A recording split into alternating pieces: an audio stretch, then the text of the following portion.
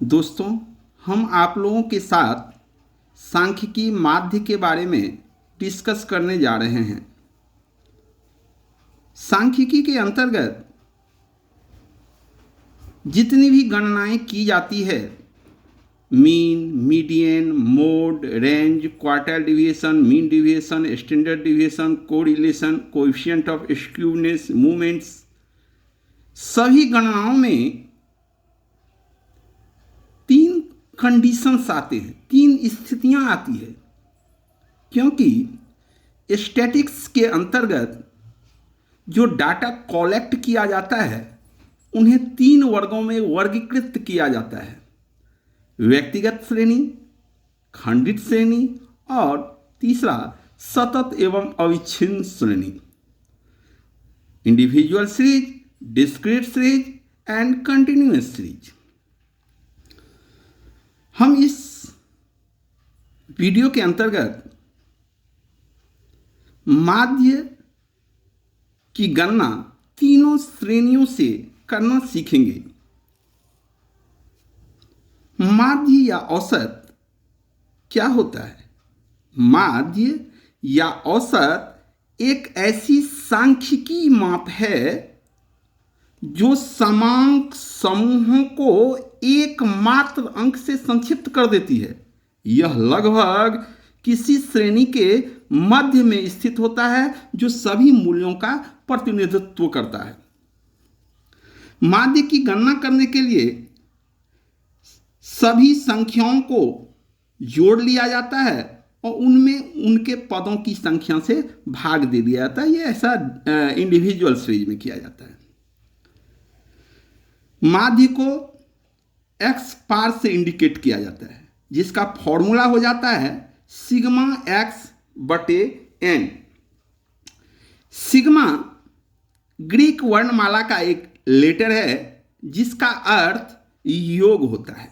तो यहां पर योग किया जाता है, जोड़ा जाता है। किसको जोड़ा जाता है? इन चरों के मूल्यों को जोड़ा जाता है, जिसको एक्स से इंडिकेट कर दिया जाता है। मीन्स एक्स का योग, या ऐसे भी संख्याओं का योग बटे पदों की संख्या। तो यहां पर मीन का कैलकुलेशन करें। सभी संख्याओं को जोड़ना है। 5 plus 10 plus 15 plus 20 plus 25 plus 28 plus 30 plus 35, और इसमें इनके पदों की संख्या नंबर ऑफ टर्म्स या आइटम्स से डिवाइड कर देना है। 1 2 3 4 5 6 7 8 टर्म्स है इसमें। इसको जोड़ दें। 5 8 13 5 18 5 23 5 28, 2 3 5 3 8 2 10 2 12 2 14 1 15 1 16, 168 बटे 8। 8 दूनी 16, 8 1 8, 21 आ गया माध्य। यह तो हुआ डायरेक्ट मेथड के अंतर्गत। अब इसी की गणना हम लोग शॉर्टकट मेथड से सीखेंगे। शॉर्टकट मेथड के अंतर्गत आंकड़ों को कॉलम के रूप में रखना पड़ता है। x 5 10 15 20 25 28 30 और 35। ठीक है। अब शॉर्टकट मेथड के अंतर्गत माध्य की गणना करने के लिए पद मूल्यों में से किसी एक पद के मूल्य को माध्य के रूप में मान लिया जाता है, जिसको एज्यूमिंग मीन, काल्पनिक माध्य कहा जाता है। शॉर्टकट में ए बराबर एज्यूमिंग मीन, एज्यूमिंग मीन, काल्पनिक माध्य, काल्पनिक माध्य। किसी एक संख्या को माध्य के रूप में मान लिया जाता है। किसी भी संख्या को मान सकते हैं। अगर हम यहाँ पर 20 को काल्पनिक माध्य के रूप में मान लेते हैं, a बराबर 20। अब ये जो माध्य माने हैं ये एक्चुअल मीन से अधिक भी हो सकता है, एक्चुअल मीन से कम भी हो सकता है। तो इनको इन सभी पदों के मूल्यों से इसका अंतर ज्ञात किया जाता है, डिविएशन या विचलन कहा जाता है, डिविएशन ज्ञात किया जाता है। डिविएशन, विचलन।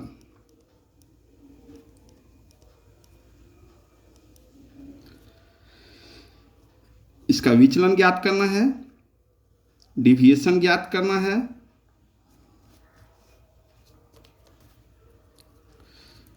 डिविएशन, विचलन। डिविएशन किसका करना है? इन चरों का विचलन ज्ञात करना। किसके साथ करना है? काल्पनिक माध्य के साथ करना है।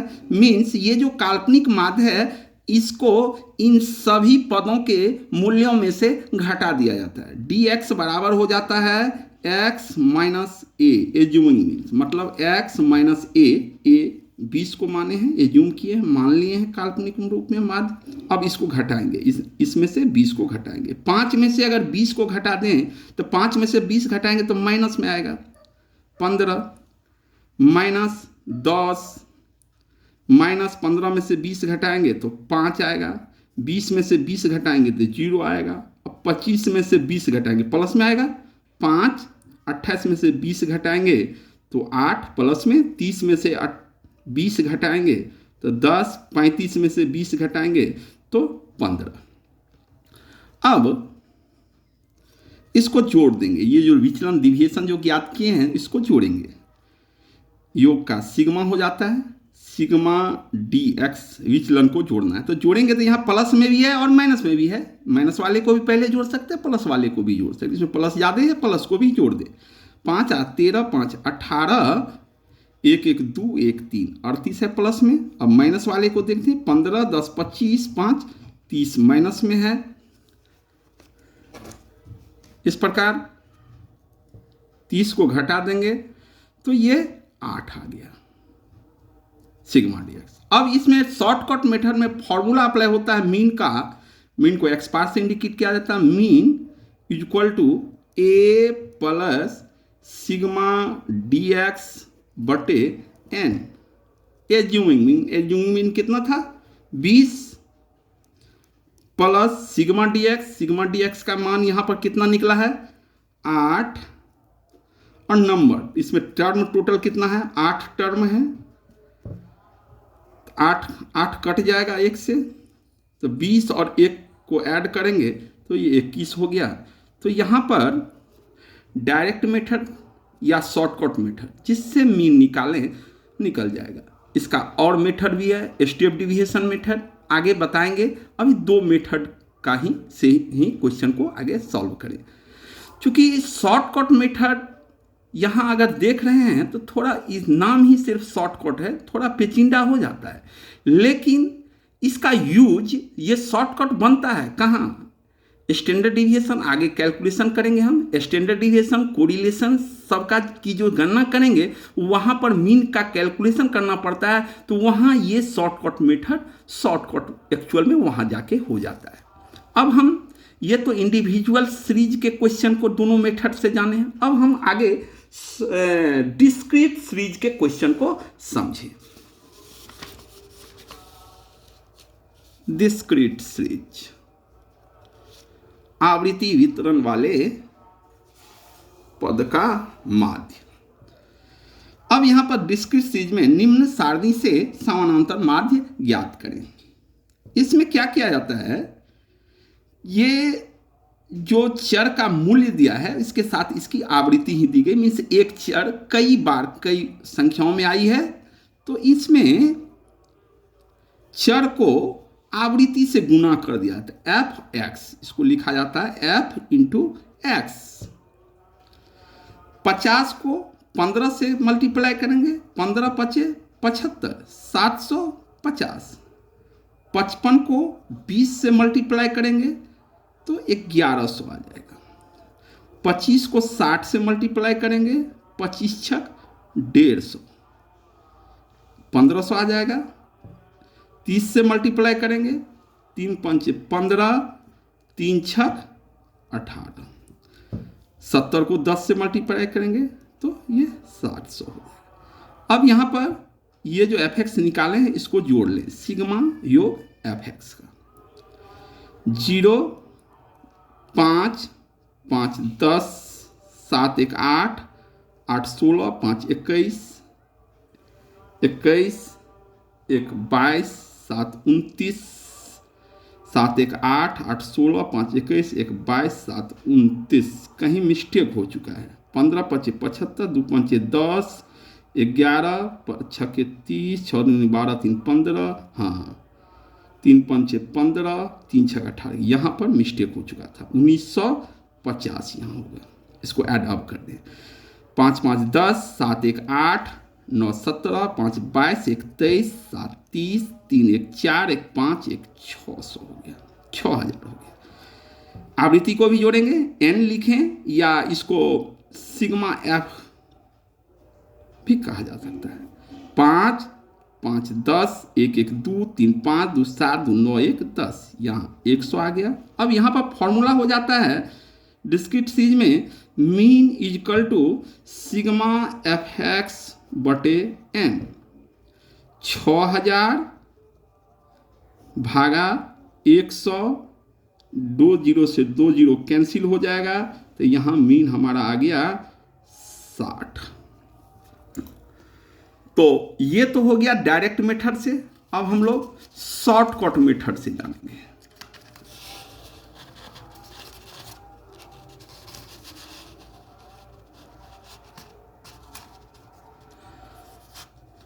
शॉर्टकट मेथड के अंतर्गत मीन की गणना करने के लिए जैसे इंडिविजुअल सीरीज में किए थे, वहां पदों में से किसी एक पद मूल्य को काल्पनिक माध्य के रूप में मान लिया जाता था। यहां भी किसी एक चर मूल्यों को काल्पनिक माध्य के रूप में मान लिया जाता है। यहां 2 कॉलम एक्स्ट्रा हो जाएगा। एक विचलन ज्ञात करेंगे dx बराबर हो जाता है x माइनस ए।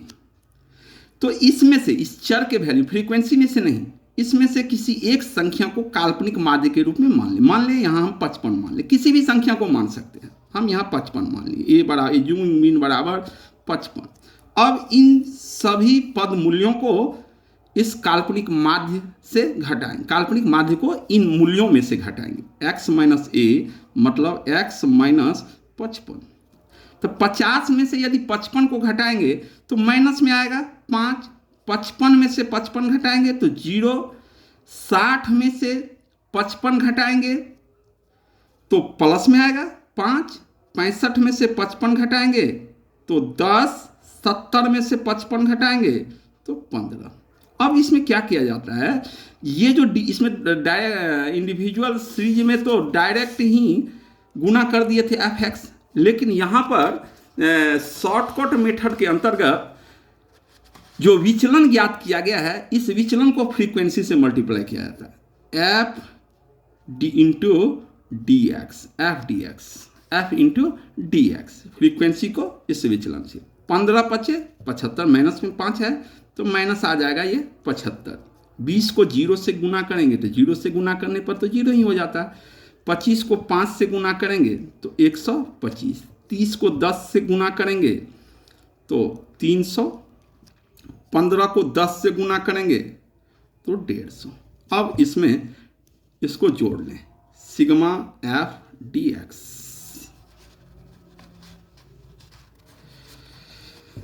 माइनस भी है, पहले प्लस वाले को जोड़ लें। 5 5 2 7 1 3 4 1 5, इसमें से माइनस को घटा दें 75 तो ये आ जाएगा 575 में से 75 घटावेंगे तो 500।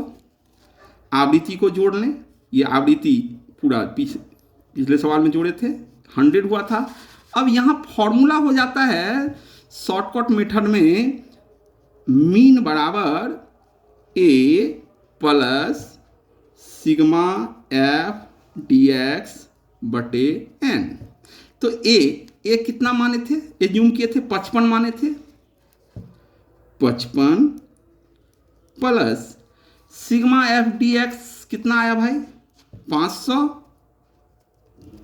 और इसका नंबर फ्रीक्वेंसी कितना है 100, तो ये 2 जीरो कट गया,